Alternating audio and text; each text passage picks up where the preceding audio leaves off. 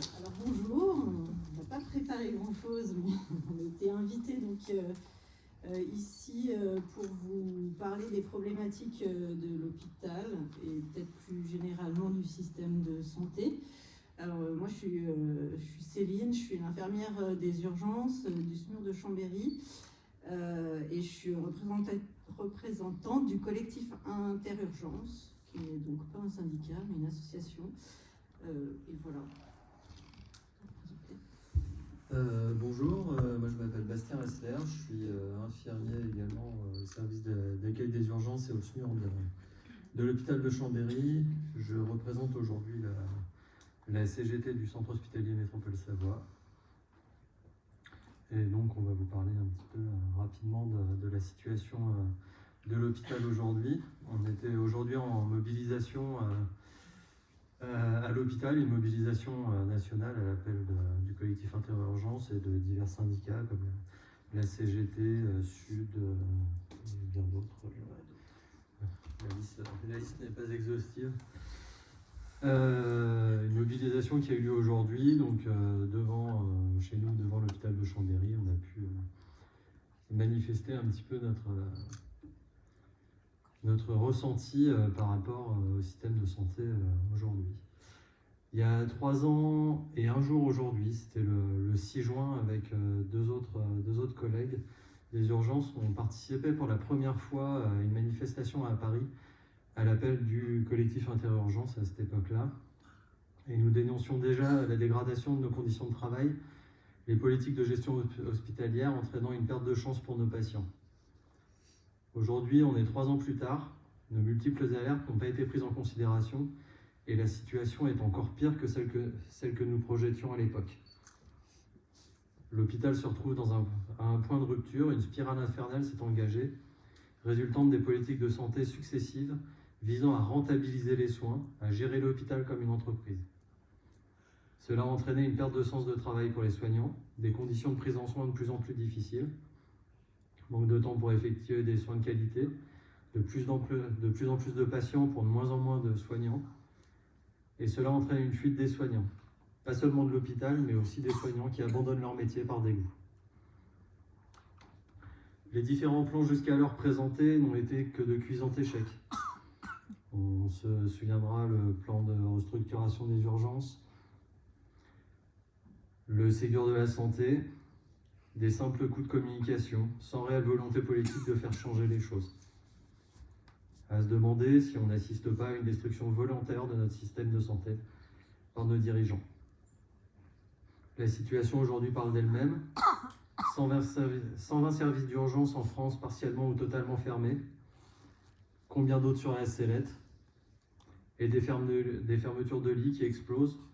Aucun hôpital n'est épargné, pas même le nôtre à Chambéry.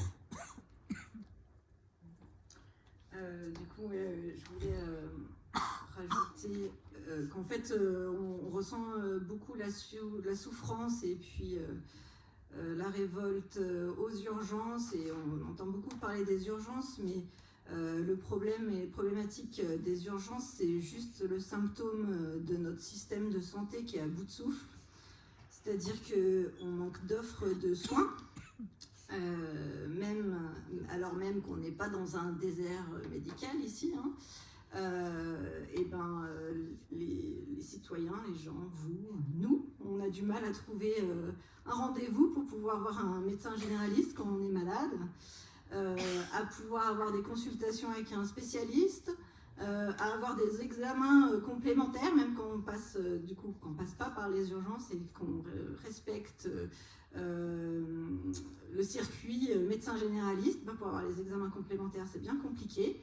Et encore plus, à la sortie d'une hospitalisation, on n'arrive plus à rentrer à domicile parce qu'en fait, il n'y a plus d'aide à domicile. Donc là, ça va devenir très compliqué. Donc ça affecte bien sûr tout l'amont de l'hôpital, et puis l'aval avec les fermetures de lits. Donc comme Bastien l'a dit, on n'est pas épargné. On a des services aujourd'hui qui sont fermés depuis l'année dernière, l'été, et on a d'autres fermetures de lits qui arrivent. Bien sûr, on n'arrive pas trop à avoir de chiffres très officiels, à savoir qu'on entend dire quand même, puisque ça va nous toucher de très près, que potentiellement, si on n'arrive pas à remplir les lignes médicales aux urgences de Chambéry, eh ben, les urgences d'Aix-les-Bains risquent de fermer certaines nuits. Donc nous, on va être forcément très touchés par ça, on l'est déjà, on déborde depuis 3 ans déjà, et c'est encore pire maintenant, avec certaines aides qui ont été faites, certes, et d'autres qui ont été annoncées sans être vraiment faites, avec des attentes qui ne sont pas forcément celles qui sont entendues ou qui sont décidées, que ce soit localement ou nationalement. C'est-à-dire qu'aujourd'hui, en termes d'attractivité, on essaye de faire venir de nouveaux agents pour travailler à l'hôpital, mais en fait, on n'essaye pas de conserver ceux qui sont là. On n'essaye pas non plus de faire revenir ceux qui sont partis. Et pour une simple raison, c'est que peut-être que le salaire, ça ne suffit pas. Ce qu'on veut, nous, soignants, si on a choisi d'être soignants, c'était pour prendre soin des gens. Et aujourd'hui, eh ben, on n'arrive plus à prendre soin des gens comme on voudrait le faire. Et ça, c'est insupportable, intenable, et c'est comme ça que nos collègues ils changent de boulot, carrément, ou d'employeur. Et ça, c'est jamais dit nulle part, en tout cas, c'est dans aucune décision ou ni sous le coude de quelqu'un, c'est-à-dire augmenter le nombre de soignants pour qu'on puisse avoir moins de patients à charge et qu'on puisse s'occuper, avoir du temps auprès des patients. Voilà, bien sûr, on n'a aucune reconnaissance, alors ça, c'est pas nouveau. La reconnaissance, ça fait bien longtemps qu'on ne l'avait pas vraiment, mais on avait un équilibre qui se faisait entre ce que nous, notre valorisation personnelle d'aller amener nos soins aux patients et ce manque de reconnaissance. Bon, c'était une balance qui penchait plutôt en faveur du bien-être des patients et du coup des soignants, sans forcément d'attractivité financière.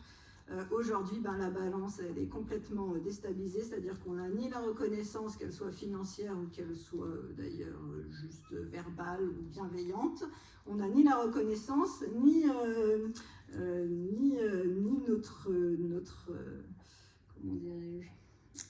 notre bien-être de prendre soin des autres comme on souhaitait l'avoir quand on s'est engagé dans cette profession.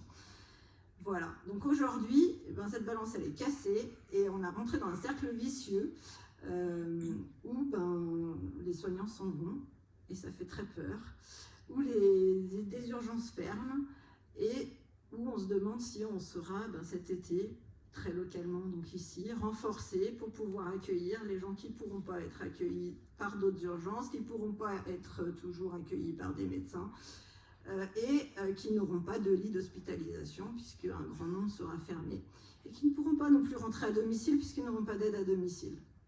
Voilà, donc on est très inquiets, on est plus qu'au bord du gouffre, je crois qu'on a commencé la chute.